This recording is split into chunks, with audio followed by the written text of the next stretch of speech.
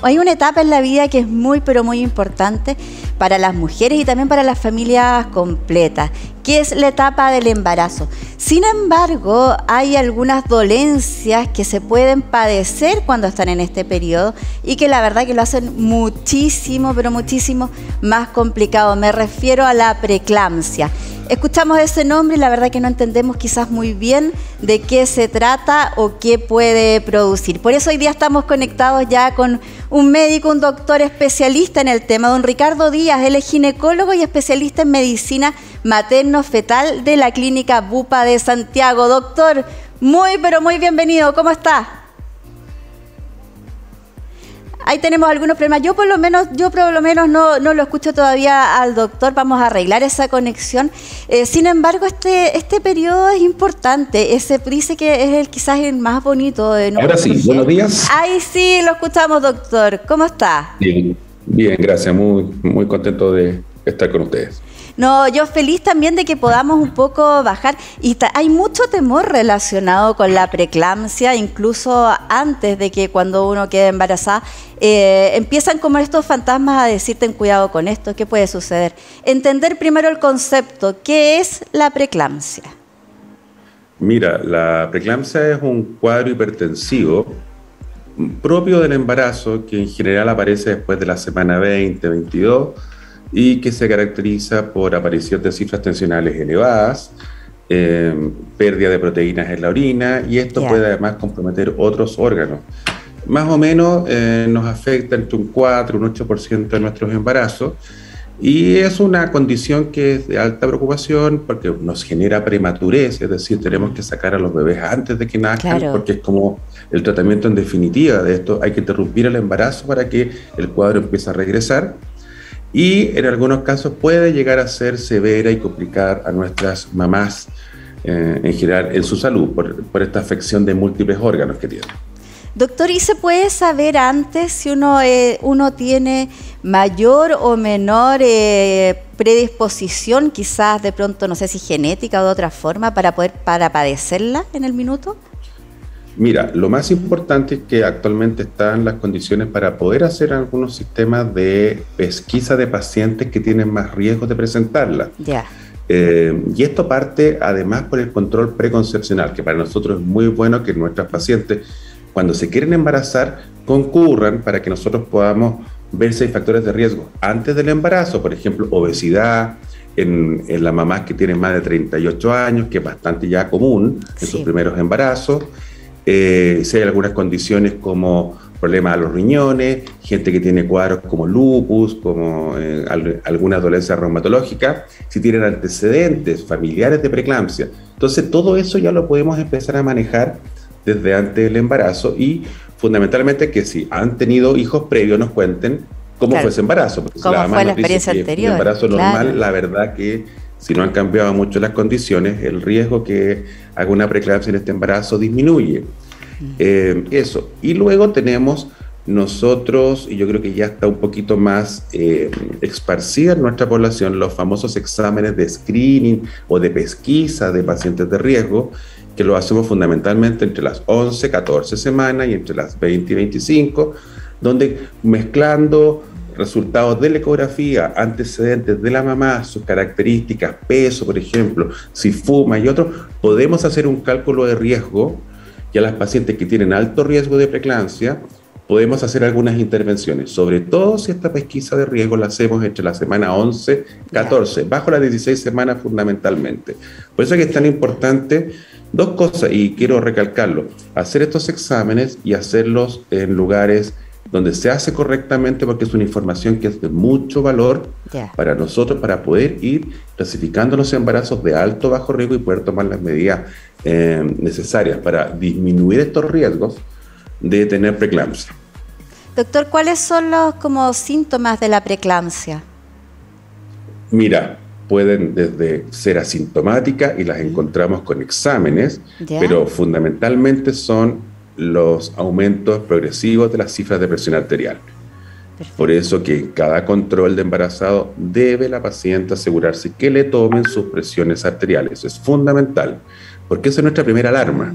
Y luego vamos complementando con exámenes Y ahí vamos a ir determinando si la hipertensión puede ser una hipertensión transitoria del embarazo o es una preeclampsia que tiene implicancias distintas en cuanto a lo que vamos a hacer. Pero hay casos que debutan con síntomas, por ejemplo, cefalea, pérdida de conciencia, convulsiones, que es lo que nosotros llamamos eclampsia. Entonces vamos desde manifestaciones muy leves hasta pacientes que llegan ya comprometidas.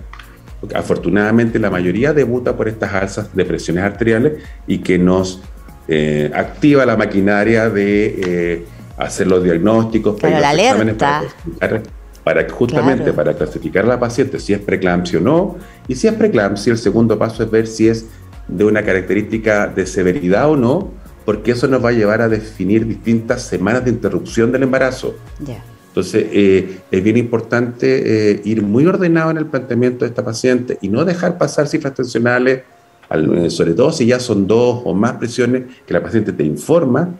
Hay que hacer algún estudio mínimo al menos para aclarar este diagnóstico porque es bien importante pesquisarlo a tiempo. Claro. Que bueno, dijo algo muy importante, Doc, recién, si es un estado transitorio de presión arterial alta o si es efectivamente una preeclampsia.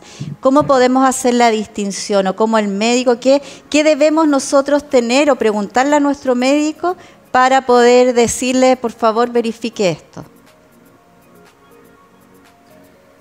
A ver, de las pacientes que hacen preeclampsia, la mayoría afortunadamente se normaliza postparto. Pero igual queda un riesgo elevado de que un porcentaje de ella va a ser hipertensa a futuro. Perfecto. Por lo tanto, es bien importante, sobre todo durante las primeras 6 semanas postparto, que es el puerperio, que dura 42 días, asegurarnos que esas cifras tensionales disminuyan o que no haya una alza nuevamente, porque también tenemos un porcentaje de pacientes que pueden presentar la preeclampsia posterior al parto. Recordemos que el cuerpo de ustedes vuelve a su normalidad en general después que termina el puerperio, que es la cuarentena que todos hablan, que son los 42 días postparto. Claro. Y siempre es bueno tenerlo como alarma de que yo tengo una condicionante, que puedo ser hipertenso a futuro, tengo algunos riesgos cardiovasculares más marcados que la paciente que no ha tenido nunca preeclampsia. Entonces, es bueno mantener su control de salud anual, por lo menos, vigilando estas cosas. No, qué bueno. Y algo muy, pero muy importante ya para ir cerrando, ya entendimos mucho mejor el concepto, doctor, pero saber qué hacer, cómo tratarlo y qué condiciones tener en consideración para poder mejorarnos. Mira, lo más importante es que una vez que nosotros pesquisamos a pacientes de riesgo, como te hablaba, o sea, aquí el pesquisar a esa paciente que concentra el mayor volumen de casos que van a ocurrir, nosotros podemos interferir con algunas medidas que son bastante prácticas, por ejemplo, el uso de aspirina en ciertas dosis desde precoz, o sea, desde antes de la semana 16, está demostrado que nos disminuye los riesgos de preeclampsia. Oye, qué simple y qué buen dato, doctor. Sí, muy simple.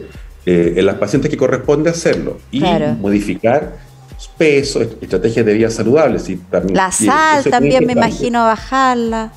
Claro. Una vez que ya tenemos a la paciente que nos hace una preeclampsia, ya estamos con la enfermedad y la idea es, si es una preeclampsia moderada, es decir, no nos compromete ni hígado, ni riñones, ni otras cosas, que con exámenes vamos viendo si se va alterando otros órganos del cuerpo, podemos llegar a término, 37, 38 semanas de interrumpir.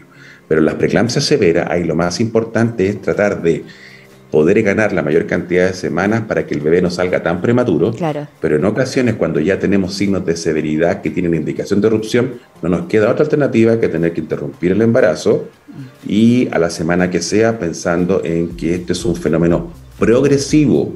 Entonces ya cuando ya se nos desata un cuadro severo, tenemos que interrumpir el embarazo a la edad que sea, por ejemplo 32 semanas, el bebé va a tener que salir prematuro. Nosotros ya hemos tomado algunas precauciones. Claro, darle las condiciones necesarias. Claro, justamente para que los pulmones maduren. Pero tenemos que pensar en que hay un punto en donde no podemos seguir con el embarazo dentro del vientre materno, interrumpir, y con eso empieza ya la mejoría de nuestras pacientes del cuadro de preeclampsia. Algunas deben caer en una UCI hasta que se normalizan los valores de los exámenes sanguíneos, funciones del riñón, funciones hepáticas. Así que es un cuadro que tiene su riesgo y por eso es que es tan importante esta predicción de riesgo, prepararse antes de tomar la decisión del embarazo. y estar encima y que cuentan con profesionales en Chile, en Santiago, preparados para hacerse cargo de estos embarazos de más riesgo, para que ojalá puedan, el hecho de formar familia sea un evento. Una etapa linda, pues, una etapa agradable que se aproveche. Doctor, muchísimas gracias por explicarnos también cómo es todo este proceso que podemos hacer. Muchas gracias por estar con nosotros. Usted y todo lo que sea educación, estamos siempre para apoyarlo. Muy buenos días a todos. Gracias. Igualmente usted, que tenga un lindo día, Doc. Gracias, igualmente. Gracias.